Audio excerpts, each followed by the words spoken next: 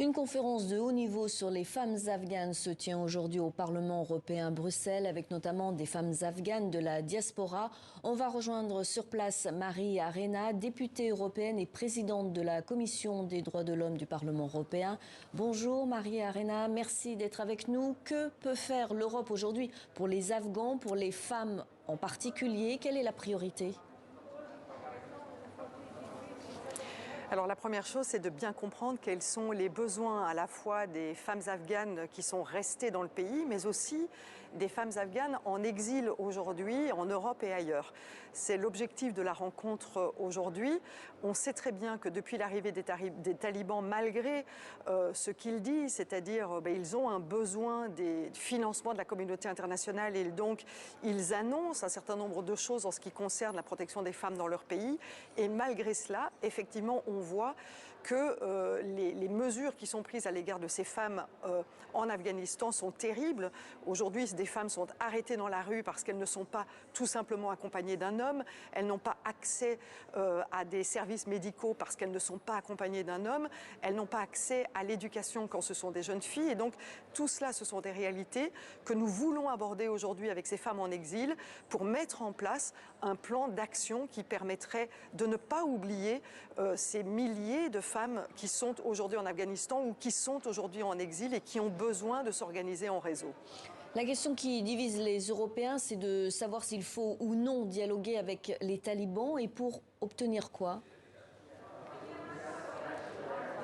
Alors vous savez, les talibans sont en place aujourd'hui et donc il sera, par exemple, pour les mesures humanitaires qui devront être portées au secours des populations afghanes, il sera impératif de discuter avec les talibans qui aujourd'hui sont en place. Ce n'est pas par gaieté de cœur, mais en même temps, il va falloir apporter de l'aide humanitaire. Et donc la chose que nous devons garantir, c'est que cette aide humanitaire aille bien aux populations afghanes et aussi de faire en sorte que pour l'avenir, nous puissions dire s'il faut plus faire avec l'Afghanistan, eh bien, il faudra qu'eux fassent plus en ce qui concerne les exigences qui sont posées par les Européens et le focus devra être mis sur les femmes. Vous savez, pendant 20 ans, la société occidentale a aidé à donner une lueur d'espoir à des milliers de femmes qui ont pu avoir accès à l'éducation et du jour au lendemain, ces femmes se sont vues abandonnées. Nous ne pouvons abandonner ces femmes et donc il faudra réfléchir à un plan